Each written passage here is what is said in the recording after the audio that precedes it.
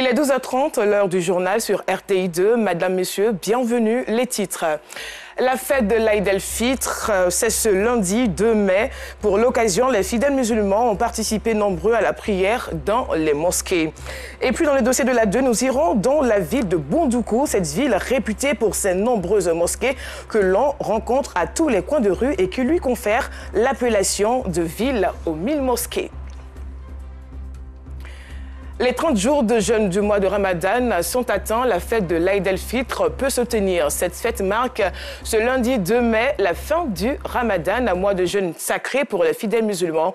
Dans le district autonome d'Abidjan, les fidèles musulmans ont débuté la fête de l'Aïd el-Fitr par une matinée de prière dans les mosquées.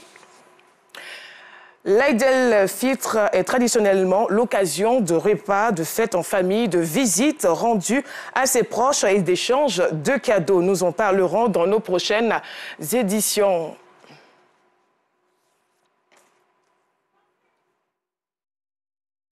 Cocody, Riviera, Mosquée Siad. Les fidèles musulmans de cette commune sont réunis pour prier dans le cadre de l'Aïd el-Fitr après 30 jours de jeûne. Nous avons supplié aussi à Allah subhanahu wa ta'ala de nous accorder beaucoup de mois de Ramadan et aussi d'apaiser les cœurs et aussi de donner, on va dire, un repos éternel à tous nos défunts. Ce jour de fête annonce une nouvelle année et ce mois de 30 jours de Ramadan a permis non seulement de purifier les corps, mais de purifier aussi l'esprit pour pouvoir entrer sereinement dans la nouvelle année. Toujours à la Riviera, dans la mosquée du quartier Faya, le constat est le même. Imams et fidèles sont tous en prière. Pour ce jour spécial, l'imam a exhorté les musulmans à la paix et au vivre ensemble. Il les a aussi invités à être des musulmans exemplaires, même après le Ramadan. En tant que musulman, cette fête représente le couronnement de l'accomplissement d'une prescription de Dieu, à savoir que tout musulman doit jeûner pendant 30 jours pour faire pardonner ses péchés. Je prie Allah subhanahu wa ta'ala de permettre à l'ensemble des musulmans de bien fêter et que toutes les prières que nous avons pu faire pendant ce mois béni de Ramadan, qu'Allah exauce nos prières et qu'Allah accepte tous nos vœux. Nous avons prié aussi pour le pays et bien en plus pour le chef de l'État, parce que celui qui dirige ce pays-là, il faut prier pour lui, que Dieu lui accorde une longue vie et puis une pleine santé, et puis en plus qu'il y ait la paix, la sécurité dans le pays. L'Aïd el-Fitr ou la fête de Ramadan marque la fin du jeûne musulman. Ce 1er mai, le monde entier a commémoré la fête du travail, une opportunité pour l'association des Béninois artisans de Côte d'Ivoire de mettre en exergue leur potentialité. Et c'est le quartier de Diorobité 2 dans la commune de Cocody-Ancré qui a servi de cadre à Rosemont Kini, Maïssa Kogay.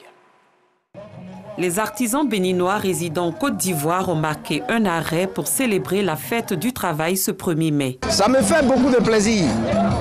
C'est la fête de mon travail. J'invite tous les artisans béninois de nous approcher pour venir nous voir, pour qu'on s'organise, pour que ça devienne plus grand. Cette rencontre de réjouissance est une initiative de l'Association des Béninois artisans Côte d'Ivoire, ABACI.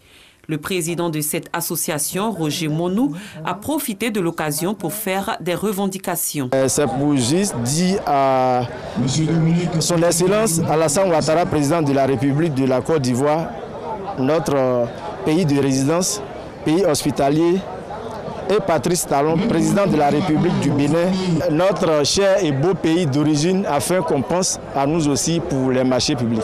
Ernest Darbou, consul honoraire du Bénin en Côte d'Ivoire, a félicité l'ABACI. Il a également prodigué des conseils à ses membres. Je ne cesse de le dire à chacune de mes interventions, c'est d'adopter un profil bas dans toutes leurs initiatives au quotidien. Parce qu'ils sont dans un pays qui est un pays d'accueil, un pays de partage, qui est une référence dans le monde. Donc les exhorter à une intégration intelligente. L'association des Béninois artisans en Côte d'Ivoire a été créée en 2010 dans le but de rassembler tous les artisans béninois vivant en Côte d'Ivoire. En santé à présent, il s'est tenu à l'UFR des sciences de l'Université Félix-Houphouët-Boigny une remise d'équipements au laboratoire de physiologie et d'exploration fonctionnelle d'une valeur de 5 millions de francs CFA. Un don du programme national de lutte contre le tabagisme pour renforcer le plateau technique de ce laboratoire en vue de renforcer ce fléau, de lutter contre ce fléau épidémique. Un compte rendu de Georgette Ido Fofana. Un spiromètre, un tapis ergonomique et des montres fréquence-mètre. Ce sont les équipements médicaux offerts par le Programme national de lutte contre le tabagisme au laboratoire de physiologie et d'exploration fonctionnelle de l'UFR des sciences médicales de l'Université Félix-Houphouët-Boigny de Cocody. Ces matériels viennent renforcer le plateau technique du laboratoire pour une lutte optimale du tabagisme. En Côte d'Ivoire, le tabac est responsable de plus de 5 000 décès annuellement, avec une prévalence de consommation très significative,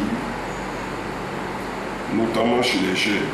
Le PNLTA, dans le cadre de son rôle spécifique d'appui en faveur de la lutte contre le tabagisme, a donc opéré le choix stratégique de faire don aux 10 laboratoires de matériel d'examen pour aider à évaluer la gravité des atteintes liées au tabac chez les fumeurs et ainsi permettre d'ajuster leurs différents traitements médicaux.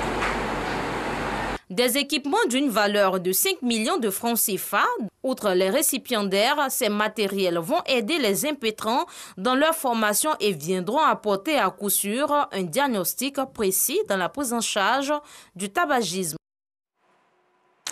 Nous avons convenu de l'importance de poursuivre le dialogue avec les autorités de facto de ces 3 pays afin d'instaurer le retour à l'ordre constitutionnel dans les délais les plus brefs.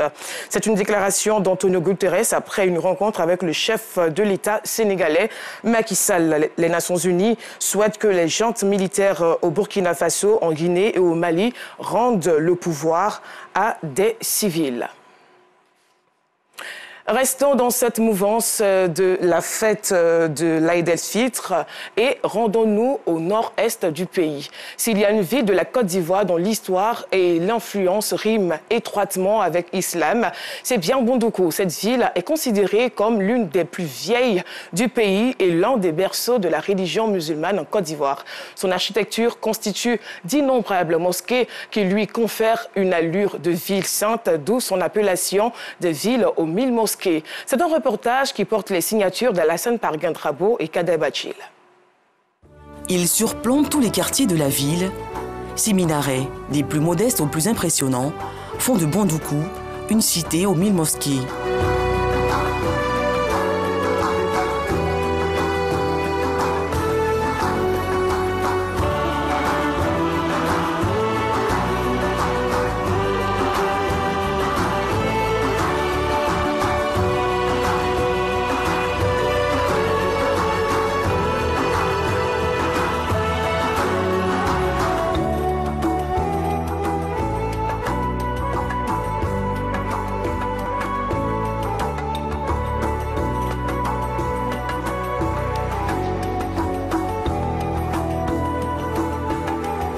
Comment s'est faite l'islamisation de cette ville de l'Est du pays?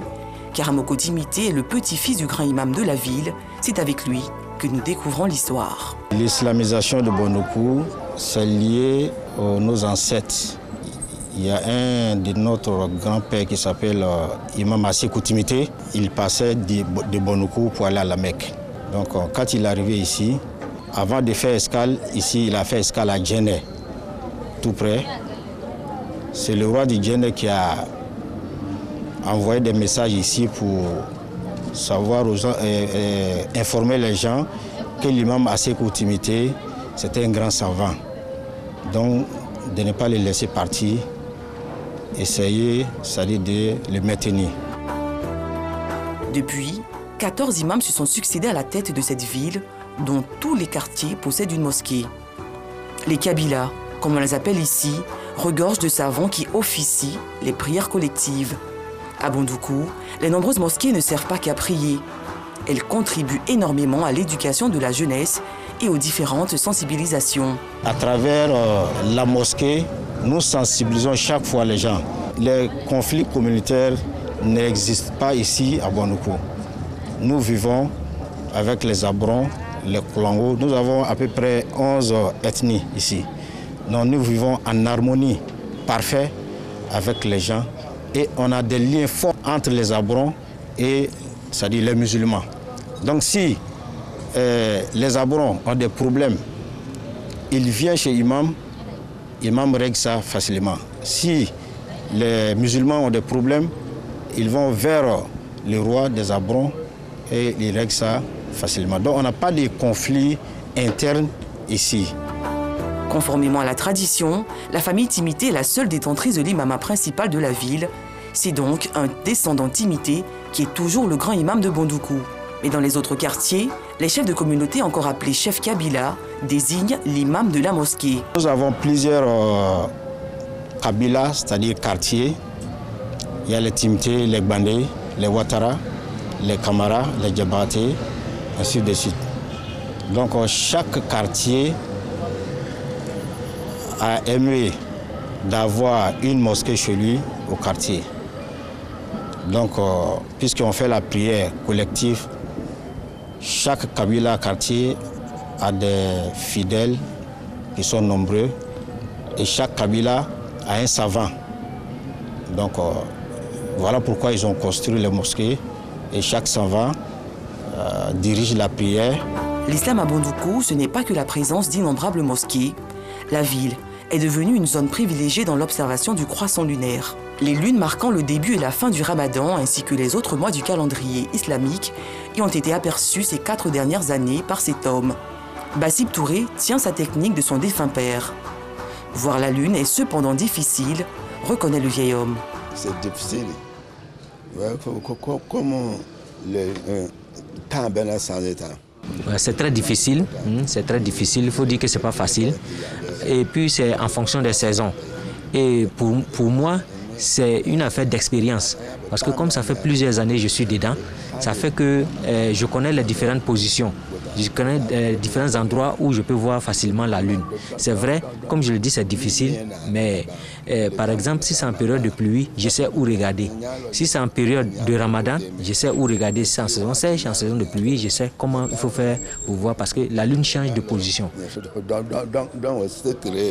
Le bébé est né. Quand il observe la lune, le vieil homme informe immédiatement le grand imam qui, à son tour, porte l'information au COSIM, Conseil supérieur des imams, des mosquées et des affaires islamiques en Côte d'Ivoire. Quand la lune sort, son impact sur moi-même, ma personnalité, ça me secoue. Par moment même, ça me fait trembler. Ça me fait trembler fortement. Et puis ça disparaît et ça réapparaît une seconde fois pour que je voie effectivement que la lune veut se montrer à moi. Et c'est comme ça que je sais que la lune est positionnée.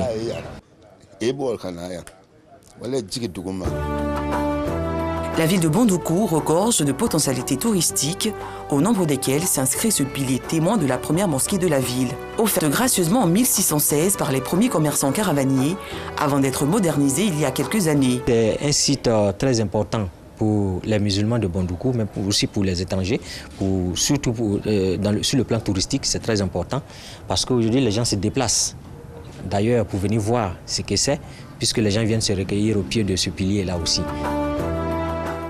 Un pilier de type soudanais, construit respectant les 4 points cardinaux, ainsi que le lever et le coucher du soleil.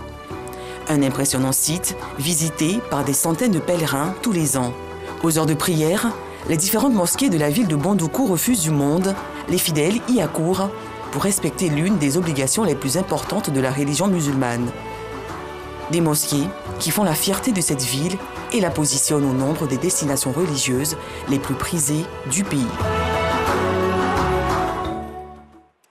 C'est sur ce beau reportage que prend fin ce journal. Bonne fête de Ramadan aux fidèles musulmans. L'actualité sur RTI2, c'est aussi le Flash et la grande édition. À très vite.